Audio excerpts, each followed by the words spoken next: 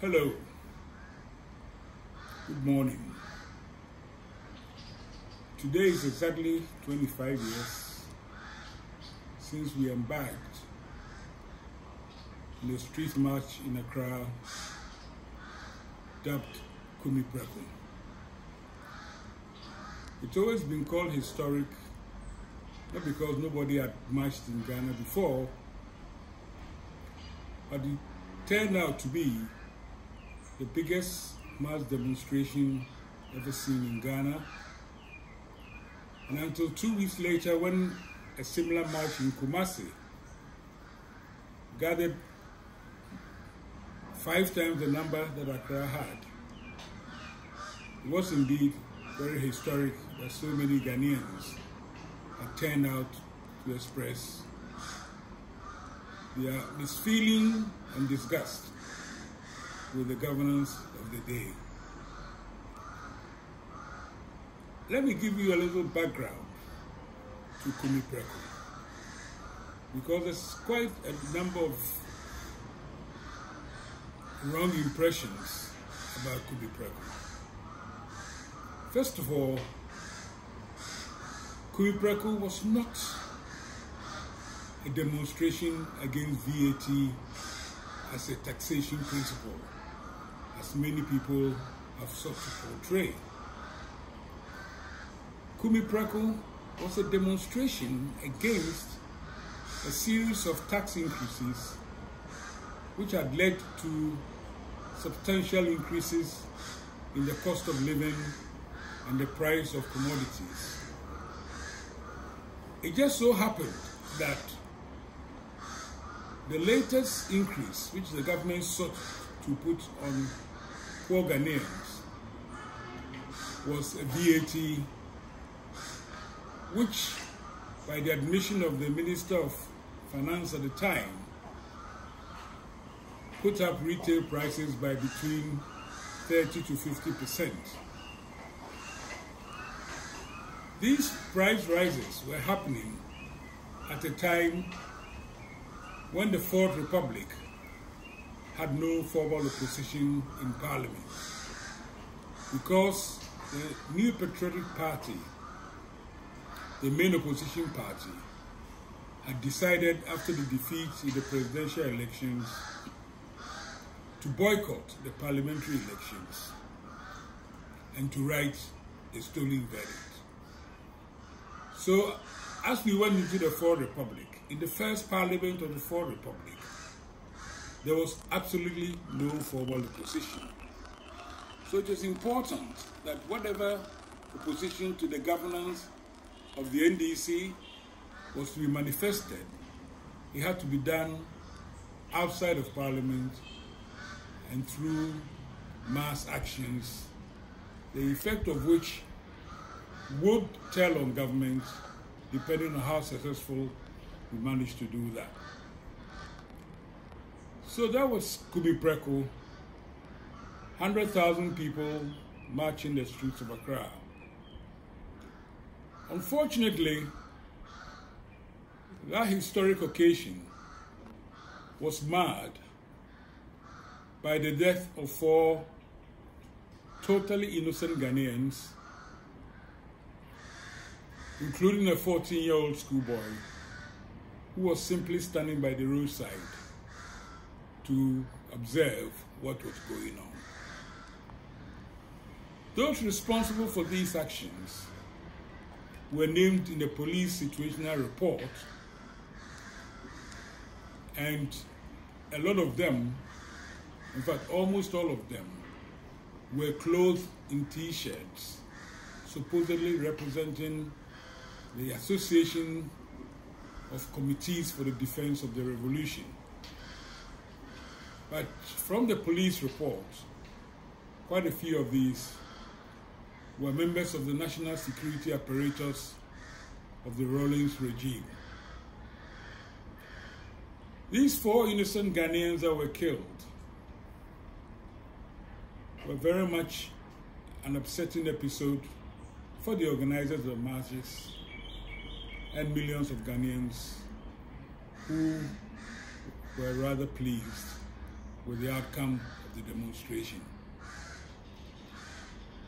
We had a series of press conferences and a series of press releases which called on the government of the day to institute probes by independent bodies or independent persons into the events leading to the death of those 4 innocent Ghanaians.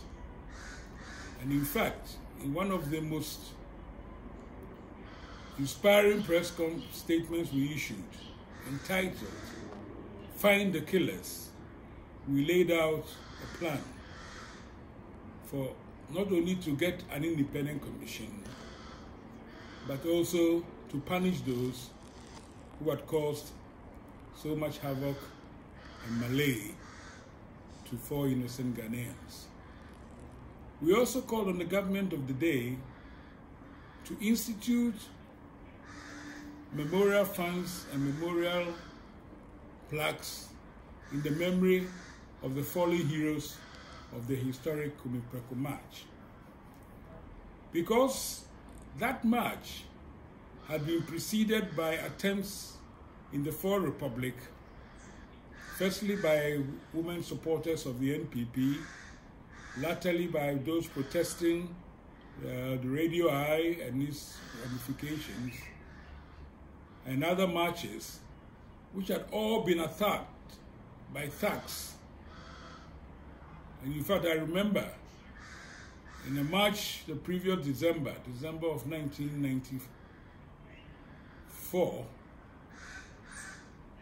in support of Radio Eye, elements of the security forces and the National Democratic Congress attacked the marchers near the State House and beat a lot of demonstrators, including President Kufuor, who in the melee lost his gold watch.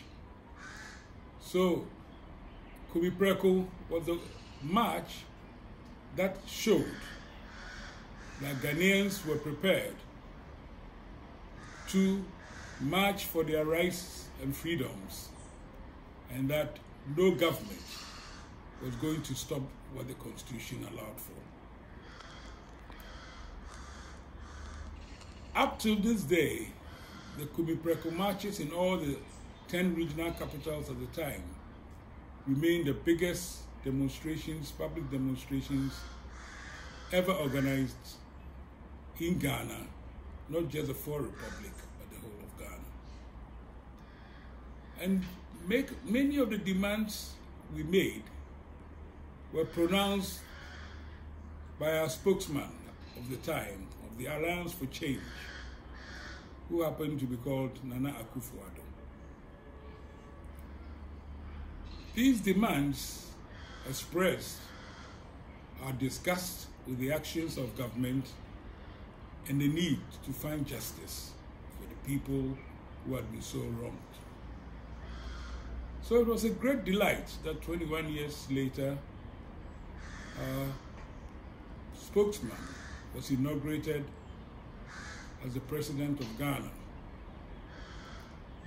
And in the parlance of the language that I was educated and was brought up in, we all thought that Fufu Atomkwan, that all the things that we had harangued against of the first government of the Fourth Republic, we were in a position to show how these things should be manifested under a democratic dispensation.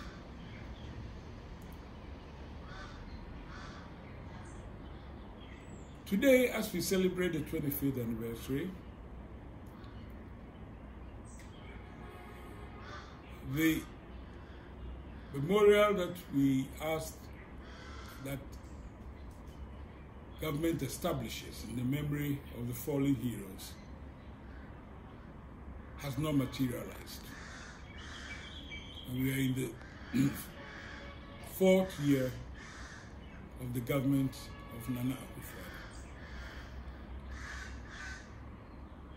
We have also had the unfortunate event of the 31st of January of 2019 in the Ayawaso by-election, when people from the National Security Secretariat disguising themselves through face masks, remember the ACDRs wore t-shirts, through face masks, and it isn't poignant that we are all being asked to wear face masks today, clashed with supporters of the NDC during a by-election, which led to the establishment of an independent commission of inquiry by the government under the chairmanship of Justice Emil Short, aided by Professor Henrietta Mensah-Bonsu and ex-IGP Patrick Echampong. So we're all delighted that a government under the tenure of our spokesman had actually established an independent commission to look into the problems of Ayawaso. But what turned out to be of great disappointment to all of us was the fact that when the commission reported on the goings on at Ayawaso, the government, through a white paper, rejected most of the findings of the commission, and in two particular instances, rejected the recommendations to punish those who had been identified, even though they wore masks, as being perpetrators of unlawful acts. And in particular, one who had slapped an honorable member of parliament. His action was justified on the grounds that provocation excused retaliation. That we've all found extremely disappointing. The rejection of the overwhelming recommendations of the commission and the particular bad excuse given to the fact that somebody who had been recommended should be prosecuted was rejected on what my legal advisors or legal friends tell me was not even proper legal grounds. And ironically,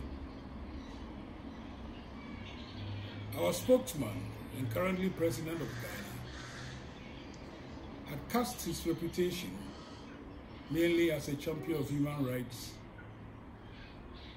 and freedoms. So as we celebrate the 25th anniversary of Kumepreko, I trust that the Alliance for Change, led by its spokesman and now President of Ghana,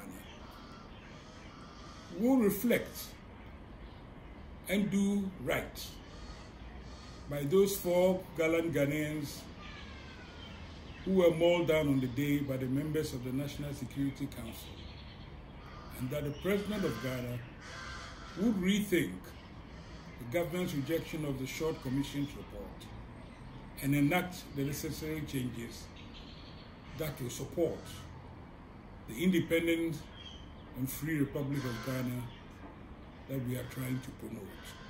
Thank you all very much.